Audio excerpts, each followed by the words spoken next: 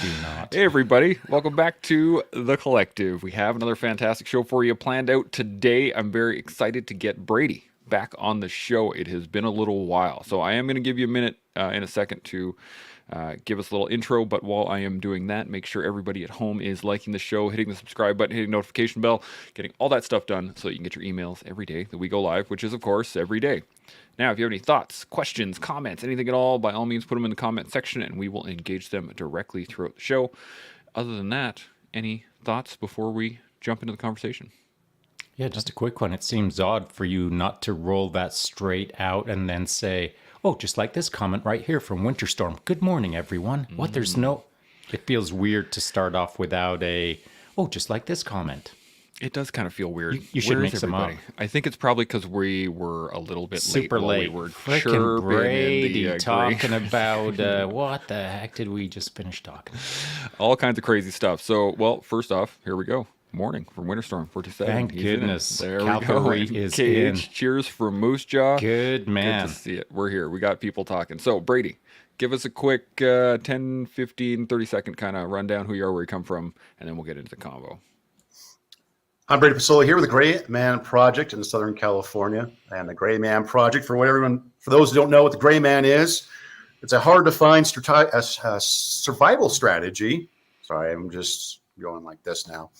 It's a hard-to-find survival strategy that just gives you an opportunity to think differently outside the box using a philosophical modality to make you more lethal. I like it. I like it. Well, today we are going to be talking about situational awareness. Again, this is what we're going to be talking about all week.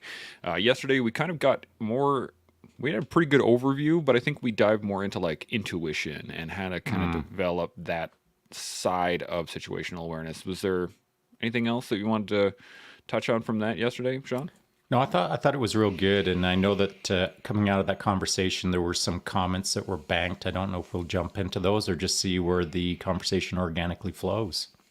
Well, I figured we get the conversation started with Brady, and then we can enter the questions in a little bit. So let's dive into this a little bit in terms of what is situational awareness. I know we talked about it yesterday, but I want to give another little rundown, and I have a general meaning of what situational awareness is, and it's being aware of what's going on around you so you can anticipate things happening to take action, ideally before anything happens. So again, that's a very general statement, but Brady, when you hear situational awareness, what are your first thoughts? Well, there's two things. Try and define situational awareness. Everyone has their own idea. For me, it's objective observation of your environment without bias.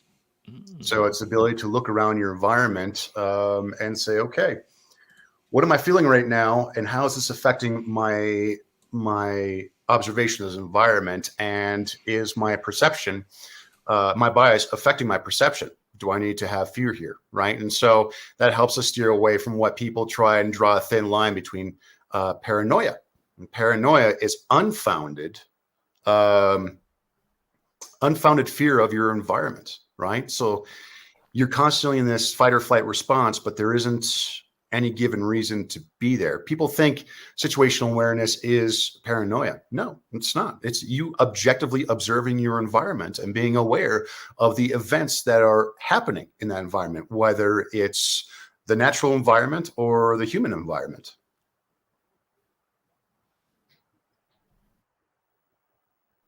Chance, you are muted, but I do have a comment. I muted you just to keep the nasal breathing to a minimum. Thank you. Appreciate it. You're welcome. Just as a casual neighborhood reminder. So I'm glad that you raised that subject, buddy, because yesterday what we were talking about is the pretty typical default position when someone starts talking about situational awareness to defer over to the negative. So to the paranoid state of situational awareness where everything is the enemy and there's no good guys around you and everything is a fear-based observational strategy where you're always looking for the guy to jump out from behind the dumpster, or in your case, someone to sneak up behind you in a dark alley and grab you. And so the situational awareness piece usually from the very first second of a conversation is all about how to stay safe from the bad guy. But yesterday, what we had established was, situational awareness is being aware of your immediate surroundings, so the guy behind the dumpster doesn't jump you, and also being situationally aware for all of the amazing opportunities that are presented to us every single minute that we can choose to engage in and make our lives better. So the situationally awareness piece, as you stated, is a neutral perspective that looks for data sets that are incoming from the world all around us. And then it's our brains that shape our responses on that. And if you're default scared, then you'll default react in a certain way that is not as positive as if you are default neutral. Default constantly positive, like just can't wait for that unicorn and rainbows to jump out from behind the dumpster and make your life better. Well, that is also not a great place to be. So you kind of need to hang out in the neutrally, situationally aware space so that you can understand both positives and negatives that are incoming. I agree. And I mean, if we look at, go back to the color codes, right? White, yellow, orange, red, black. The idea is that we want to stay in a constant state of yellow. It's a relaxed state of awareness. We're not looking at our phones, which puts us in condition white. And if we're always out and about, we're not looking for the enemy because, well, we might be in condition orange. And for those who don't know, condition orange is a state where you detect a threat, but it hasn't addressed you yet, and then condition red is when the threat has addressed you. And then they also added condition black where it's mental paralysis, where you just break down and you just succumb to the inevitable. But when it comes to situational awareness, as people have to understand, and I think you made a good point there, Shaun, is it's not about constantly looking for the bad in the environment. It's also opportunities to help people, opportunities to do things for other people in your environment as well. So, or things that might come about that are positive for you, like you said. And I think that comes, and really what I wanted to dive into today, and I might overlap with intuition from yesterday. And of course, you guys know here at the Great Mind Project, we study and teach a lot of Stoic philosophy, Stoicism. And I think it's important to first, in order for one to engage in proper external situational awareness, they need to have really good internal situational awareness, meaning how are you feeling? The way you're feeling is going to affect your perception of your environment around you. So if you start the morning off pretty bad and you're angry or sad, everything that goes into your brain throughout the day is going to be affected by that lens, that colored lens that's already been put on your eyes through your own emotions. So I think internal situational awareness is extremely important in order for one to have good, positive, objective external situational awareness. I like that. Shaun, anything else? It's hard to disagree with that because, I mean, word for word, it's almost what I would like to repeat myself. I think in order to understand the world around you, you've got to understand the world within you to better process the world around you.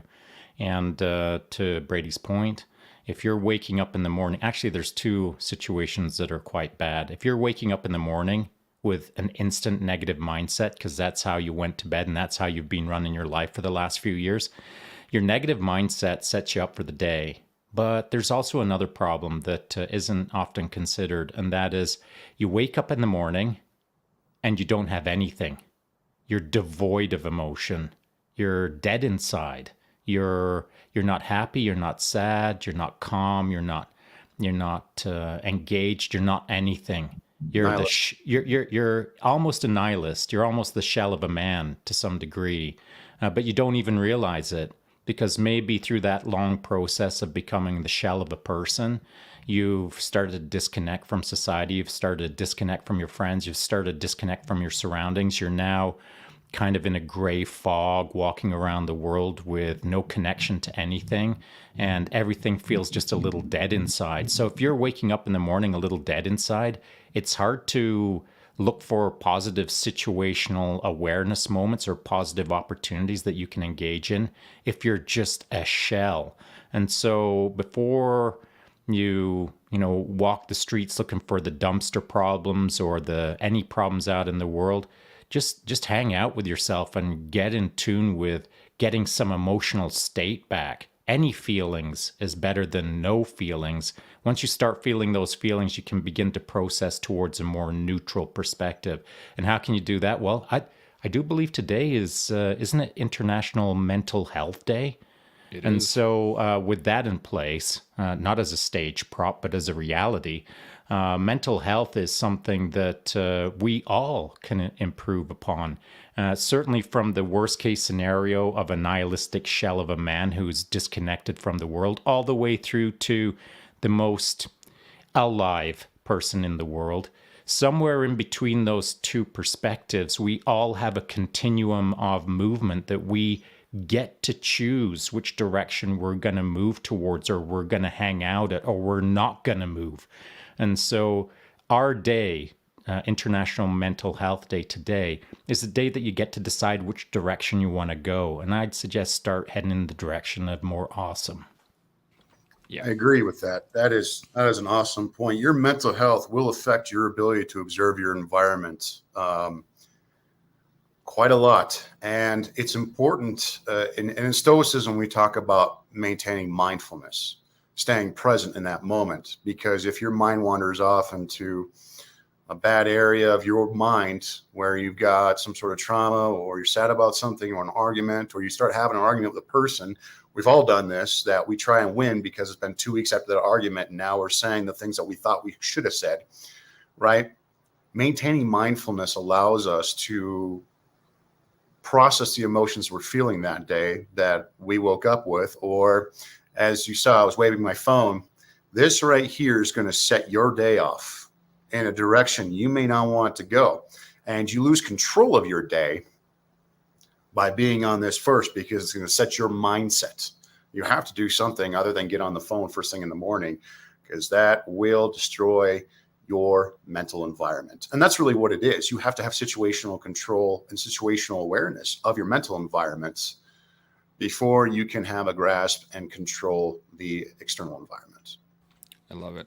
We when we got this started, I looked this up just before we got going, and I was like, how do you practice situational awareness? And one of the things that came up, it gives me 7 ways of practicing situational awareness. The first thing that came up was be mindful. Right off the bat, that was the right thing. It says, practice being in the moment. When you're cognizant of your surroundings, your senses are fully engaged. You can hear, smell, and see everything and react a lot quicker. And you guys are both right on point with that. Now, I do have a question from the comments. Go ahead, there is Shaun. a bit of a problem with that, though. So we might all understand it, but maybe at one point we didn't understand it. So I think for everyone, you're not born with these understandings. And so if you don't understand what we're talking about right now, and if Chance says, when you wake up in the morning, just feel the beauty of the world. Well, some people just can't feel that. And when Brady says, when you wake up in the morning, just don't look at your phone. Well, some people can't do that because we haven't given them an actionable item to put in front of those things. Because if they can't do this and they can't do that, let's give them something they can do. And here's what I suggest. This is what I've been saying for a while now. You wake up in the morning, you go to the bathroom, you get out of the bathroom, you drop down, and you crack out 22 knuckle push-ups. Do you know what that's called? Frickin' starting your day off with a win. Starting your day off right. Starting your day off with action, not inaction. And inaction is what gets you to the state that you might be in if you're a nihilist, as a shell of a person, without any emotions, without any direction, without anything positive in your life. Knuckle push-ups will wake you up the right way in the morning, and they'll also start you off with a win. Feeling good about yourself to some degree. And that's sometimes all it takes, is just a little knuckle push-up to wake you up and start heading in the right direction. I totally agree. Brady, got any thoughts on that?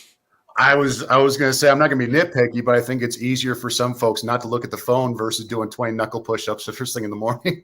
Yeah, fair enough. That's true. But to Shaun's point, I think it's an accurate thing, is that you need to have some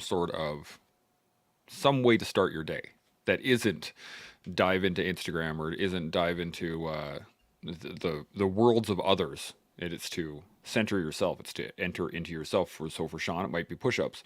For me, I like to read For others, it's, taking a minute to meditate. Others, it's going out on the grass and grounding themselves. But it's something that you're doing to attach to your own self first. If that is that about right there, Shaun? Yeah, Absolutely. and it's so I say knuckle push-ups. Believe it or not, I do also read in the morning, and I also do a few other things. But I've got many tools, and that is the difference between me and a shell of a man who's got no tools. And what I'm saying is, you need tools. You need several tools to be able to cherry pick that morning. So maybe this is a crazy idea. Maybe I've got so many tools and I'm so neutrally stable right now that I can get out of bed and grab my phone before I do my knuckle push ups. I can, because I'm capable of that. Where maybe back in the day, at a certain point in my life, that wouldn't have been a positive routine because I didn't have my act together, because I wasn't squared away enough to be able to cherry pick any of the multiple tools that I've got available to me now, because I am good to go. I can almost grab the wrong tool and still find a way to make it a positive tool as a challenge. And I know that sounds crazy, but that's just where I'm at nowadays. So if you've got no tools, find a tool. Once you've got a tool, find another tool. Phones, books, knuckle push-ups, jumping jacks, cold water, whatever, all of the immersions. Whatever it is that you're doing, go find another new thing to do so that you've got more tools in your toolbox. I like it, Brady. It's funny. The Stoics talk about, and they often say that there are only two things you control: your actions and your emotions. That's it. And you can't control external events. So throughout the day, you have to accept the fact that there are many things out of your control. But except for that first moment when you open your eyes, you are in control of those first moments, those actions. The moment you open your eyes, that's within your control, and that is going to help set your day. Now, for me, obviously, on my side, I would encourage picking up meditations or Seneca or the Art of Living from Epictetus, and using that as a bit of injection of logic into your mind, because what Stoicism is propositional logic. Either things are or they are not.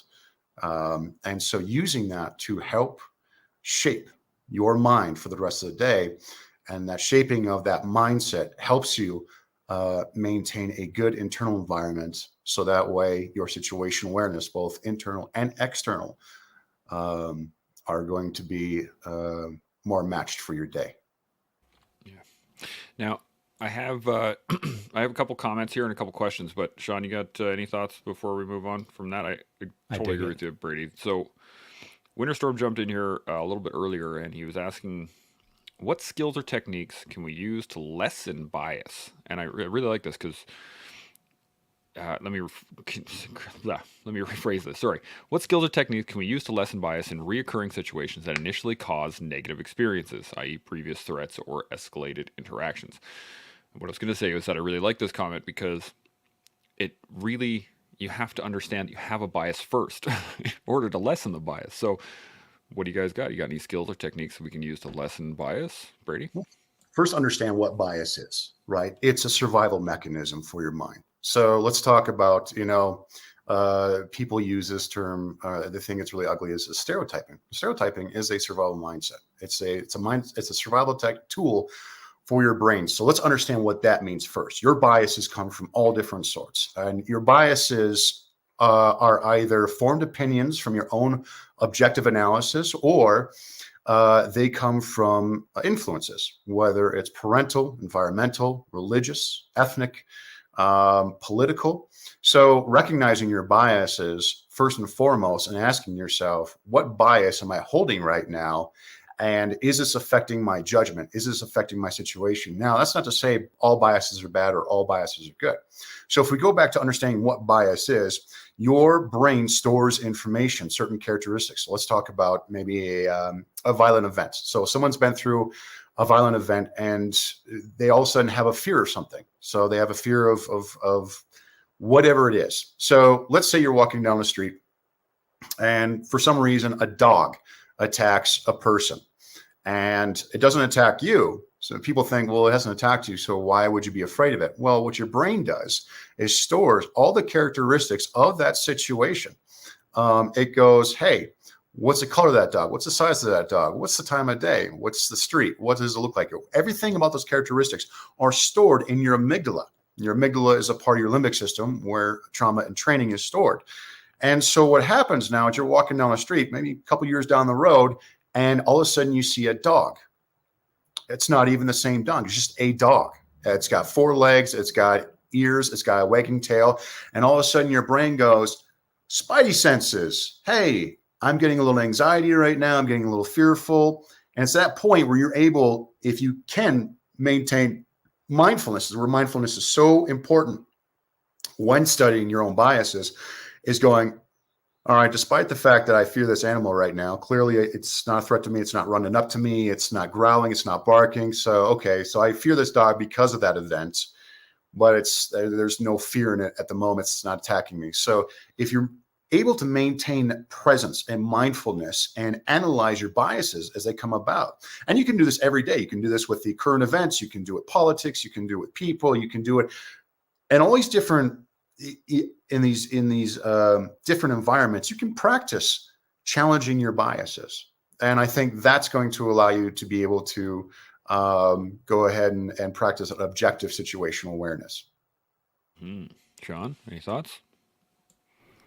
Yeah, I think it comes, and that's a great framework for the discussion on biases. And I think that it comes down to, very simply for me anyway, I consider a bias as a gateway. So it's like a filter, as it were. So as I step up to that gate, that is the bias, and maybe it's the dog. And so as I'm in the gateway, about to pass through it, it's now my job to understand how to pass through it non-emotionally. Because the stepping up to the gate that you're about to step through, that can be with emotion, because that emotion probably created the bias trigger point right now. Here comes a dog, oh no. And so when you get to that, oh no, it's then your job to shut that grid down and say, hang on a sec, it's a Chihuahua.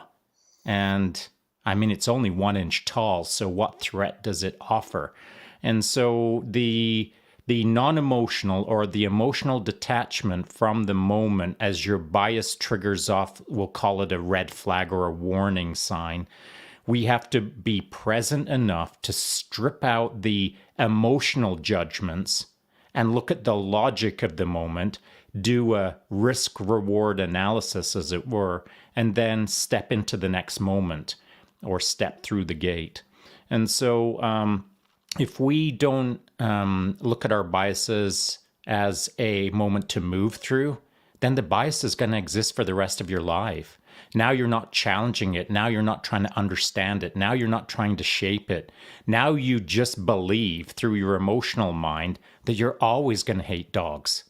Dogs are always the devil, or whatever, weird lie your brain's telling you. The lie that it's telling you is to protect your brain from the moment. And whether it's doing it rightly or wrongly doesn't matter.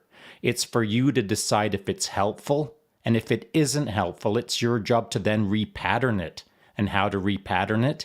You've got to look at it as a non-emotional move through a gate and realize that you don't have to cling to the idea that all dogs are terrible, irrespective of the breed. So the biases that we are either taught or we learn are for us to unteach or unlearn ourselves. We can be aware of them, but we don't have to let them rule us. Yeah, I love the way you guys are talking about it. My first thought always was, or at least the way I pictured it, was that they're overlays. And for those who don't know what an overlay is, it's a piece of transparent paper that you put over top of a map or something like that, and then you can draw on the paper. And then anytime you're looking at the map, you can see that is overlaid on the map itself. So I always looked at biases as those things, but I think sometimes we forget is that biases stack on top of each other. And so you may have a bias against dogs, sure.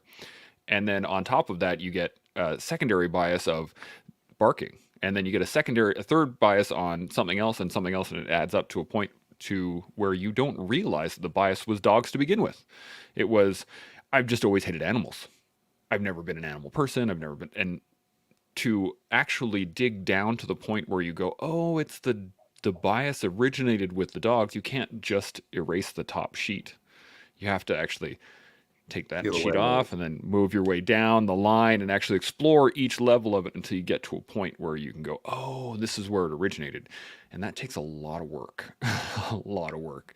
So I'm wondering, do you guys have any, as Winterstorm asked, skills or technique specific things that, actionable items that people could take home to go, how do I break down those barriers? How do I lift up each of those transparent sheets? Brady, what do you think? Biases inherently stimulate an emotional response. And so it's at that point where I think the best tool that anyone can practice when it comes to bias is just mindfulness at that point. Okay, I'm feeling an emotion based off this situation, this external event that's elicited my emotional response. Why am I feeling this way? And is the way I'm feeling a rational response? So I think the best tool that could come from me right now is just that mindfulness, reminding yourself every minute of every moment being present and saying, oh, all right, I'm watching the news, or this is happening, or I don't like the way that person looks. Well, why? Well, has someone hurt me that looks like that? Are they wearing something? So maintaining presence and mindfulness and constantly challenging yourself is the best tool right now. So when it does come to a point where it is a life-threatening situation, you're able to understand exactly what it is wholly. Because I think some of the biases tend to cloud our judgment, and we're not able to respond tactically the way we want to respond. Yeah, So absolutely. Shaun, any thoughts? Yeah, that's good because what I was thinking, I'm going to try to play with the overlay as an analogy. So, the Brady had mentioned some key words there that I'm going to try to pull together. And I think a lot of the bias issue or the bias problems that we have out in the world right now is based on how that bias was created in the moment. So let me give an example. If you're a young kid and a chihuahua runs past you yapping at you and it scares you for whatever reason, that's a minor moment.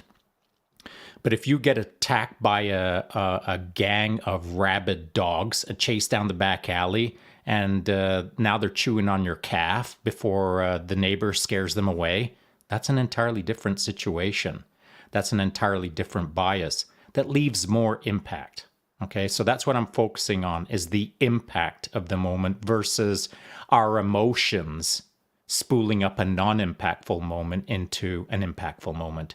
And I suppose our emotions distort things so much that they can make non-impactful and impactful feel like the same. What I'm suggesting right now is it's our job to tease the details out of the moment and realize that was a non-factor. What the heck? Or, wow, that was kind of a big deal. I better get to work on that and figure out internally how to move past this bias. So, Chance, you talked about the overlay. Now, I've done a few overlays in my life. And, back in the day, overlay sheets, which were just transparent plastic sheets, what we would use them for our mission planning or like as Pathfinders or whatever the case is, we all carried non-permanent markers on us. The thin ones for planning, for drawing assault lines and all of this stuff. Doesn't matter what we were doing. On the overlay, we were planning things with our non-permanent markers. You know why? Because a sheet of overlay was the equivalent of a brick of unobtainium. It was like gold had somehow been multiplied by platinum and then had somehow been turned into a diamond. It was that rare. It was like if you had to get a plastic sheet, you had to go and see your company quartermaster. Can I get a plastic sheet for an overlay? What do you need that oversheet for? It was like asking for the crown jewels. Now, it might sound funny nowadays that it was hard to get plastic overlay back in the day. That's just the way it was. So you can imagine when as a young Pathfinder, I got my plastic overlay on my map and I'm doing my thing. And Johnny come lately slides over and says, yeah, just let me get you. And he starts drawing on that and he's using a permanent marker. So, now I've got my brick of gold with permanent marker on it that I just cannot remove. And that is the only sheet I've got. And so, is it a big deal? No. Was it a big deal? Yes. Because I was under timings. I had constrictions. I had limitations. I had a lot of pressure on me. There were a lot of moving parts in that moment. And some folio had shown up with his permanent marker to try to be helpful and turned the whole thing upside down in a split second. And so, was it a big deal? No, but it was a big deal in the moment. And so now it's contextualizing your bias against the importance of the moment, not maybe even just to you. Because my importance might be like, I cannot believe that just happened. But now I'm looking at my team and their eyes are rolling in their back of their heads because they're all doing the math on how that just impacted us. So now it's the team that's being impacted. So there are wild differences when we look at just a singular bias on how it was formed, why it was formed, then into the future when we're still facing that bias. Why is it bugging us personally? Why is it bugging us when we're around people, and etc.? So there's complexity to just the single idea of an overlay or a chihuahua. And it's sometimes our job to figure that out, but sometimes it requires a team around the person to say, that's a non-factor, or don't worry about that dog, or you know what, screw that guy with the permanent marker. Let's just figure the rest out on our own. So the team will help you, but you got to be figuring out what it all means to you before you start asking for help. Yeah, I think that team definitely probably drew with permanent marker on that guy's mustache later. That dude got it. I don't doubt it. Brady, you got any thoughts? There's two more things. For the guy that asked the question, forgive me, my memory for names is bad. But take away with two quotes that I think is extremely helpful. One from Seneca. He said, "We are often more frightened than hurt. We suffer more in imagination than we do with reality." And that goes along with questioning your bias. And again, that the biases stimulate emotional response. So why are you frightened? Do you need to be frightened right now? Or is my mind making the situation worse than it really is? And lastly, which I think is more in line with what he's asking, is this quote by Viktor Frankl. Between stimulus and response, there's space. And that space, we have the power to choose our response. And that power to choose response lies our growth and our freedom. That space is an actual physiological response inside your own brain in the limbic system when something comes about. And that space, between stimulus and response, right? You have two routes: short route, long route. Short route, thalamus, amygdala. That's where you get your feelings and you're like, I want to react to the stimulus outside my environment.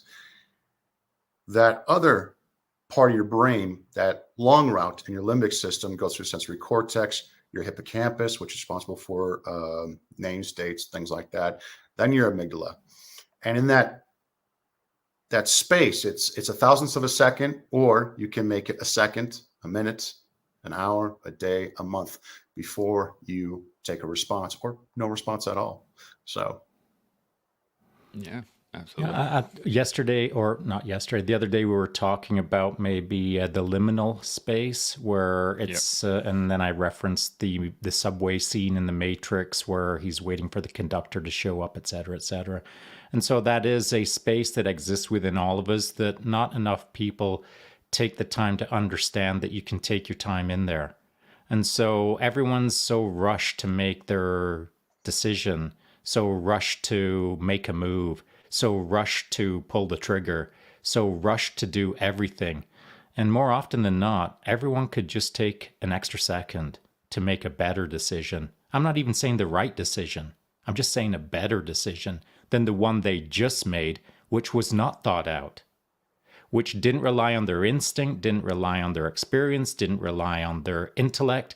It just relied on a bias with an emotional outburst moment that they will come to regret in the future if only they would have taken just that extra second to allow the things that we have inside of us already, our intuition, our experience, our logic, all of the things that we're given over our lives can be brushed away so quickly just because we're so eager to get in the fray with the answer, with the win, with the whatever.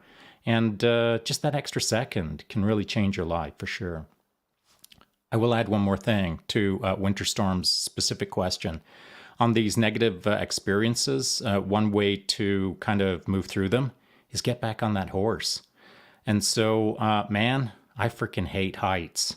I hate heights more than most. And that's never stopped me from jumping out of a perfectly good airplane or the boatload of fast rope or Aussie rappels down skyscrapers that I've done. I've always done. I've never failed to not do. But every single time I'm about to do it, my monkey brain is imploding.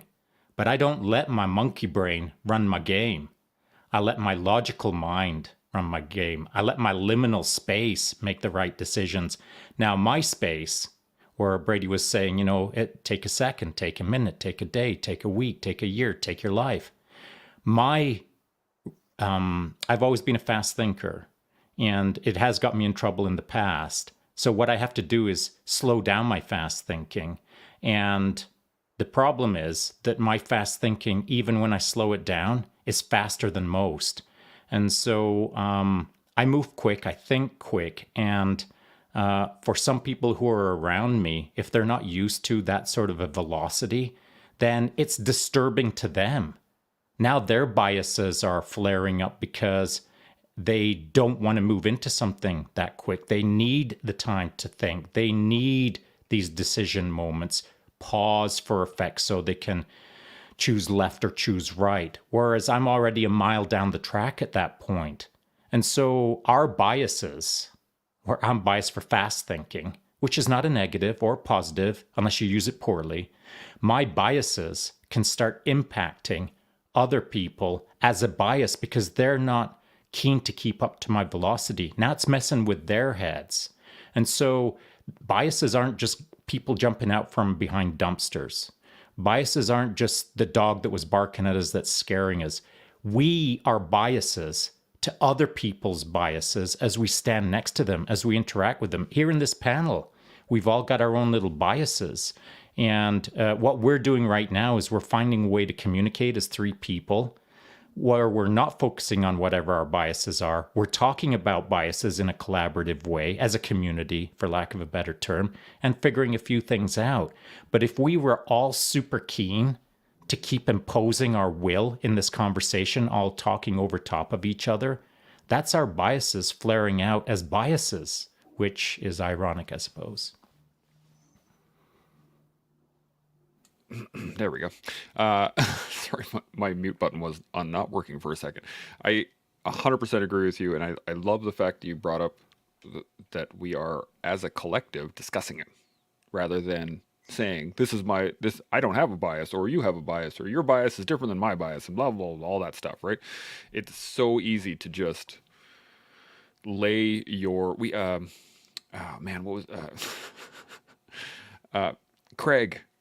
Craig Weller was talking about this, the transparency bias of like overlaying your own consciousness onto other people. And I think it's such a great point. But Brady, got any other thoughts on that? I got a few comments here I just wanted to hit on. No, that was great. I love that. Dropping mics left, right, and center. Not really. But, Craig from Building the Elite podcast, when he did say that transparency bias, like I'd never heard that term before. And so, but then again, I'm not as smart as Craig. So all of these terms that are thrown out nowadays, the modern terms as I like to think of them, the transparency biased terms or similar terms to it, those terms didn't exist back in the day. Not in my earlier life. They just weren't words put together, combined into transparency bias. If someone would have said that out loud to me in 85 as I was just about to jump out of a perfectly good airplane, I would have target locked him and told him to shut up, stupid.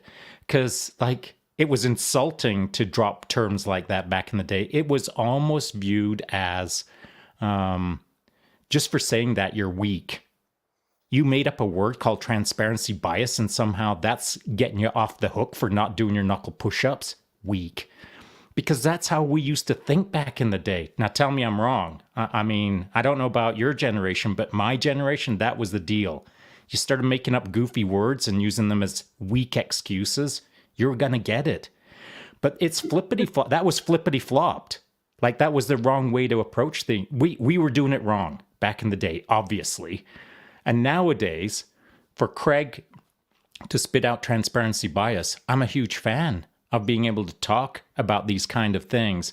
I'm learning, but the phrase itself is really important, because then he went on to build out that basically the real meaning is Brady doesn't care what I think as much as I think Brady cares. Or Chance doesn't care too much about what's going on in my life as much as I think he cares. And that's what we do as humans. We think people care way more than they actually care. And I don't mean like uncaring. I'm not saying that Brady is a goof, but he could be. What I am saying is that he doesn't care about all of my thoughts as much as I think he cares about all my thoughts. So we need to kind of dial it back a little bit in our own little worlds and be less self-absorbed, less self-important.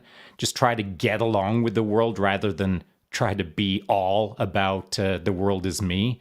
And so I think Craig's point was really legit. This transparency bias is a thing, I do believe. And I'm glad you brought it up as a subject, pal. Absolutely. Brady, any thoughts? I was going to say there's, even today there's a little pushback on the intellectual aspects, those little intellectual introductions, me trying to, I had friends of mine, I try and talk about using Stoic philosophy as a shooter or as a tactician or as an operator or EP or doing whatever. And they're like, nerd, so there's that pushback, but, you just keep chugging along going, hey, you know what? It works for me. It doesn't work for everybody else, despite what we think it might. But to your point, there's a quote that reminded me of, and I forgot who it was. It was either Einstein or Plato. I know it's a bit of it's a bit of a stretch. Yeah. He said it's how to go. It's like, I'm not what I think I am. I'm not what you think I am. I am what I think you think I am. That's cool. I dig that. So that kind of remind what you're talking about. That's the quote that reminded me. And I used to think that years ago, remind myself, it's like, well, oftentimes our perceptions of people based off our own insecurities, what we think they think of us. 100%. Yeah. And do you know what? It's funny. So when you said your buddies or your acquaintances are kind of giving you a little bit of stick because you're a bit of a nerd, freaking I wear that as a badge of honor, man. You call me a mega nerd and I'm like laughing at you and saying, yeah, I am, you loser. So I think that being a nerd is kind of a little bit of a badge of honor. I think being an intellectual is a bit of a badge of honor. I think being able to punch a brick wall down with your bare fists is also a badge of honor. I think there's many, many things that make up a man, because I'm speaking to two men now. I see all of us with gaps in our lives that we could engage in to make ourselves more complete, better human beings. And so if anyone out there believes that to be a warrior, you've got to only be able to kick a door down, well, holy moly, have you ever missed the boat? There is so much more to it than that. And I would suggest before you pick up a rifle, you pick up a book so that you can understand why you're picking up a rifle. And so the intellectuality side of things when it comes to being a warrior, the term is thrown out there, warrior monk, warrior philosopher, warrior thinker. That to me is a more complete man than just a thinker or just a warrior. Now you combine those two words, now I'm impressed. Now I want to get to know you. Now I want to start emulating parts of my life based on how you have crafted a good life as a good man, as a warrior thinker. So I believe it's our job to demonstrate these kind of things. Like if you're out there wearing your nerd hat, well, frickin' get a bigger nerd hat and impress upon your friends that it's cool to be a nerd. A bigger nerd hat. I love it. Brady, what are you going to say? Funny enough, I'm actually giving a talk in a couple of weeks for a bunch of at a gun show for a bunch of CCW holders. And the talk is going to be the philosopher warrior mindset, because I think someone should be a philosopher before they become a warrior. And bringing it back to that, being a gray man or bringing it back to situational awareness, you need to be a philosopher about your environment before you decide to become a warrior. I think when you were just saying that, an image flashed into my mind, and it happens from time to time, and I try not to fight it too much. I just try to go with it. And so the image that I saw was a young Spartan boy, about 10 years old, had a spear in his hand and was being taught how to drill it with his teacher on a dusty little training area, and I can still see it in my mind. But that boy with the spear in his hand, before he went to that little dusty training section, he'd just come from a area where he was sitting down with a bunch of wise old men, listening to them debate wisdom. And so you can't have one without the other.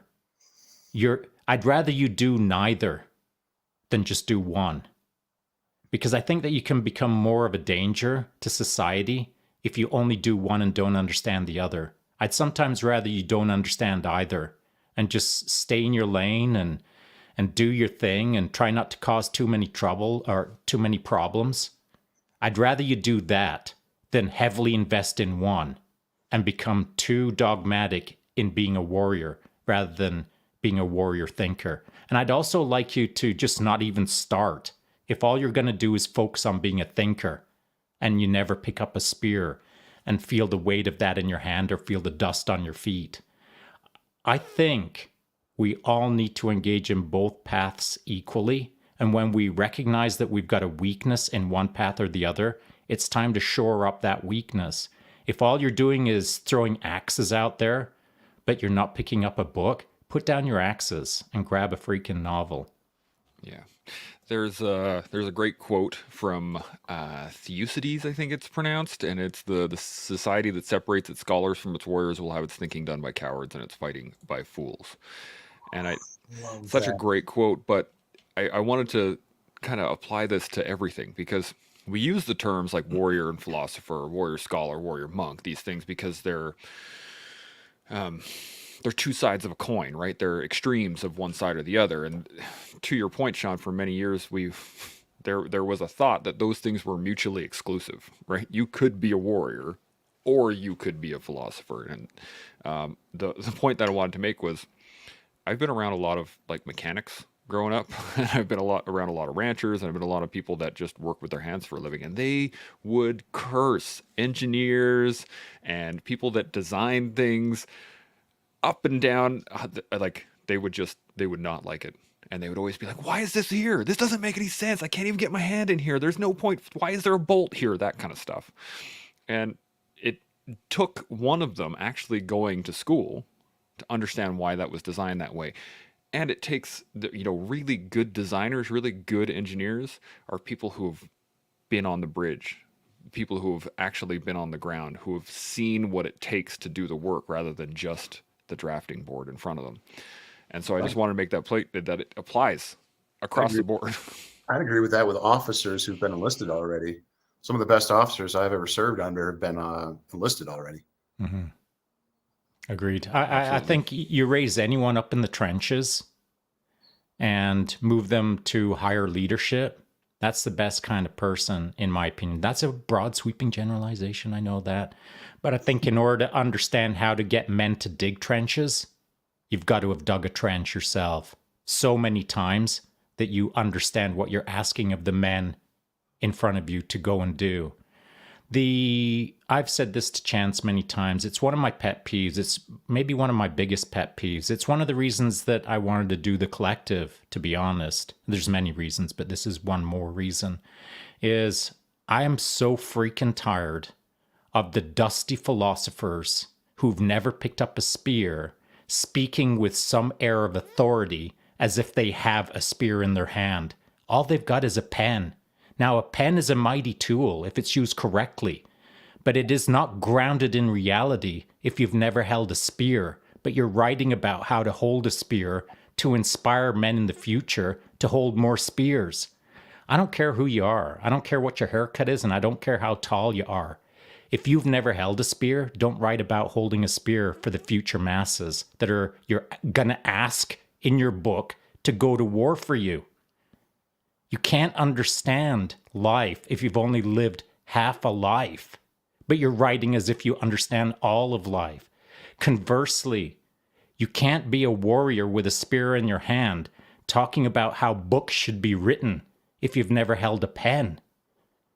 It's half a life talking about a full life. You have got to combine the two.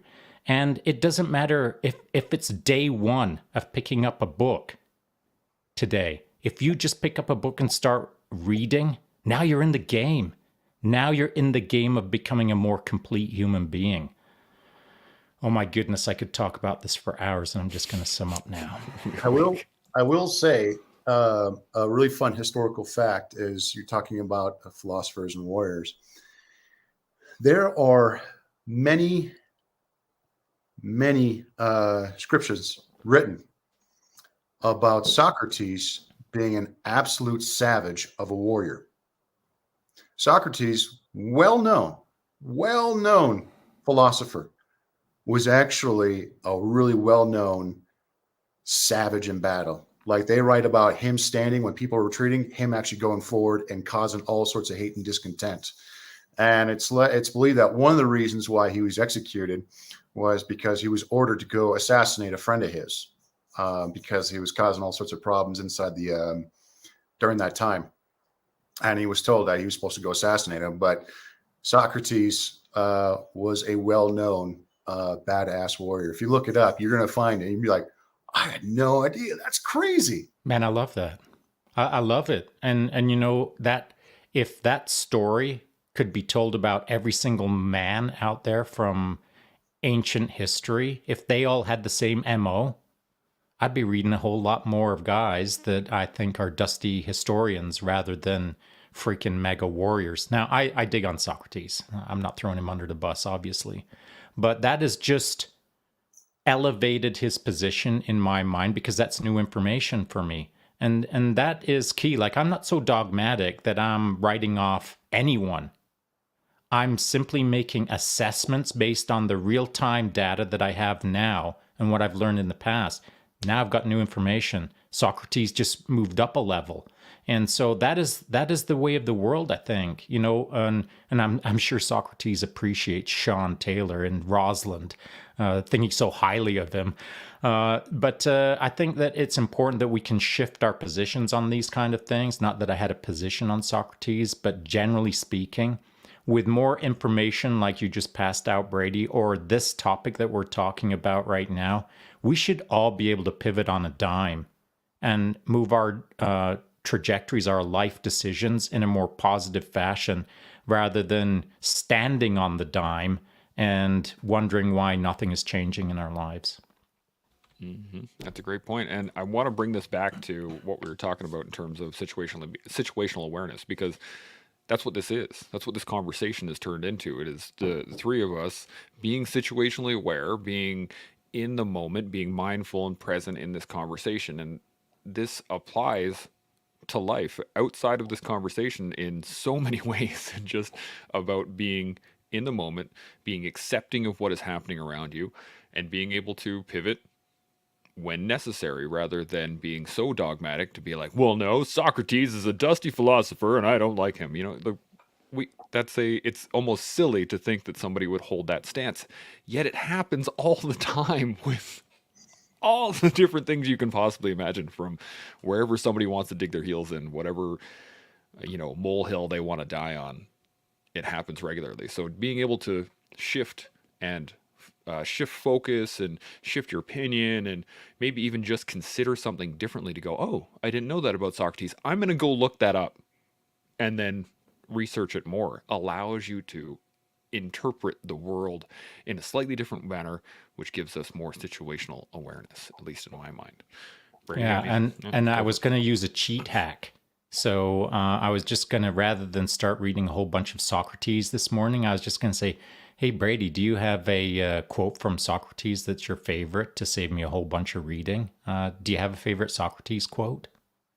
Not off the top of my head. There was one that I think it's attributed to Socrates. I think they're starting to say maybe it's not. But I love the one, it's a quote where he says, it's a shame for men to never know the true beauty of their strength and the capabilities of their body, All right. and that no citizen has the right to. It comes down to just being unfit. It's a pretty savage quote, actually, but Yeah, I right. can't remember if it was I think it's attributed to Socrates, but I think they're questioning the validity of that one. It's a shame for a man to grow old without seeing the beauty and strength of which his body is capable. But there's more to it. If they have an extended version of that one, there's more to it where it's like no citizen has a right. It's like, oh, all right, fair enough. You know what I like? I love that sentence. No citizen has the right, and it flies in the face of what we're currently facing right now, where every citizen feels entitled, where every citizen feels like they're writing the rights of their own life and they can play it any way they want, even if they believe that they're a furry or a I heard a funny comment about whether they believe they're a lampshade or not. Yeah, if you think you're a lampshade, cool, but over in my world you're not a lampshade. And so I love the fact that Socrates, if he was holding the citizenry accountable for, no one has the right or the privilege of just sitting back and eating the Doritos. Go and do something that you can be accountable for. I love it. I'll sum up because I'll go too hard on the subject. Shaun's new favorite quote right here. Okay, so I got it. No man has the right to be an amateur in the matter of physical training. It is a shame for a man to grow old without seeing the beauty and strength of which his body is capable. I believe is the whole thing. But yeah, and that's not a one and done. Push-ups right now. I'm gonna go spot some knuckle push-ups right now. That's it. That is it. That is going to be my point. That is not a one and done thing. That is not read the quote and then go and do 3 burpees on your front lawn, feel like you're now like master of the universe. All you're doing is trying to make up for your sloppy ways of the past. Get about a year's worth of burpees into you, and now you can start heading towards being master of the universe. These kind of things, like your responsibility as a citizen to stay large and in charge, is a daily thing. I mean, what the heck? We should all be pursuing excellence, not mediocrity.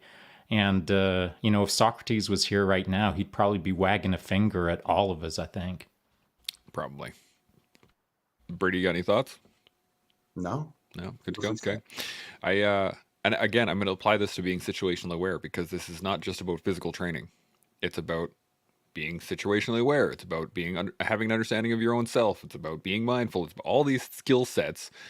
It applies not just to the physical side of it, to everything. In that we should strive to be better in all things. I mean, we have it right here. Every moment, do your best. Every day. These are the things that it should be something that we strive for all the time. Now, we are just about out of time. I got a bunch of comments. Great conversation, first off. Thank you, Brady, for joining us. This has been awesome. If you guys got any thoughts before I jump into these comments? No. Good to go. Shaun, you look like you have something. Yeah, a million, but we don't have time. Okay. Well, I'm going to hit a couple of these, and then there's a couple questions in here that I think, again, we're going to have to push off to the next day, but it is fantastic. So we got KH jumped in here, and he said, you can have all the tools in the toolbox, but if you don't know how to use them, then they are just tools, which I don't know. What do you think? I agree. You can have all the tools in the toolbox in the world, but I'm going to change it because it's something I said before. You can have all the cool tools and skills in your toolbox, but you can't do anything with them unless this is fixed right here. Unless this right here is fixed, those tools do nothing for you. Before you try and survive the external environment with all those tools, this environment has to be fit.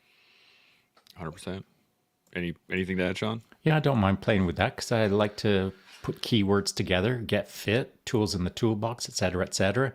So we are the toolbox, obviously, and we're trying to put tools in our own toolbox. You know what is a drag? Is when you put a bunch of really heavy tools into a toolbox that you're not fit enough to lift off the ground and walk to work. So don't get all crazy today and invent 1 million new tools to throw in your toolbox that you can't lift off the ground and go do your thing. Just add one. It doesn't have to be a super heavy one either. Don't add the largest screwdriver in the world to your toolbox. Just go find a tool that you can use today and play with it just for a little bit. And you don't even have to add a new tool tomorrow. Just get used to your tool that you put in your single tool that you put into your toolbox that you can easily carry around. Don't get all crazy getting the world's heaviest tools and not being able to lift up your toolbox. 100%. I would add to this in the fact of you can utilize tools that you don't know how to use in ways that they're not really meant for and still kind of work. Survival 101. Right? It's like I could use a wrench as a hammer. Is it going to work really well? No. Is it going to damage the wrench? Probably. But will I drive a nail into a board? Yes, I will. So that is something to be remembered. Now we got another couple comments real quick. So KH said, it's interesting that you guys bring up dogs. I was attacked by a couple of dogs growing up, and it took me working with canine units within the military to overcome that bias towards dogs. That's Also, awesome. over time, I came to understanding that it is the owner that reflects the animal. However, every animal has a percentage of being a wild animal. That is very true. Oh, You know what's good about that is KH wasn't given the chance, or sorry, wasn't given the choice to decide what he was going to do after he got bitten by those dogs. The Army said, dude, you're going to be around dogs. Get right with the program. And he got right with it. And that's a big difference between obligated to get right with the program because now you're in service of your country versus sitting back on the couch and not doing anything about it because you're not obligated. And so we are all obligated. And we don't need to be serving our country. We're obligated to ourselves and our fellow man. So if anyone out there is scared of dogs or scared of heights or scared of like the evil clown behind the dumpster, it's our job to get rid of our biases and start becoming a better human being for those around us. Yeah. And it's not a clown. It's Brady in his studio. Dude. Which is awesome. I love it. It's sneaking up behind him in the dark alley there, Right. hey? So for those watching and don't know, so I got my cheat curve back here. So Shaun was breaking my nuts. We're having a bit of fun in the green room. Is because he thought it looks like you're in a dark alley, and I'm like, I've been getting just razzed for the past couple of days about this background. I love it though, Rightfully man. so. I think It it's is awesome. No, I think I love it. Yeah. No, I appreciate it. It's great. It's great. I really like it. Now, so we got a couple more, and then we'll shut her down for the day. But Yuri was watching. Yuri, good to see you, buddy. Coming from Ukraine, which is awesome. He says, "Who doesn't like dogs? Just can't properly cook them." Yes. It was an accent when someone said that. Those are the dogs. Just can't properly cook them. Size of dog, size of pot. Exactly. So he's got a really great question here. I'm going to have to push this till tomorrow, but I just want to give you a preview. How we must prepare our kids for real life. Maybe our experiences are too tough for modern life, but maybe we came into a Taken movie. I see. So like perhaps bad things happen. So what is the right way? I think that's a great question. We will engage that coming up. We just don't have time today. KH jumps in. He says, placing rounds or knowing where to place the rounds. That's a great point as well. Yeah. And Yuri hits us with this. He says, Chance, be careful with ancient person's biography. They are way more legendary than realistic, which is a great point because we don't know. And things can be inflated versus...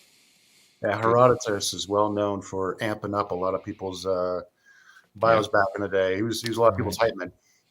I'm sure there were many biases back then, as just as well as there are now today. Well, I'll tell you what, I'm kind of hoping that 3 to 4 generations from now, people will stop saying that I'm only 5'6", and they'll start believing that I'm 6 feet tall. I just want to get taller in the generations to follow, you know?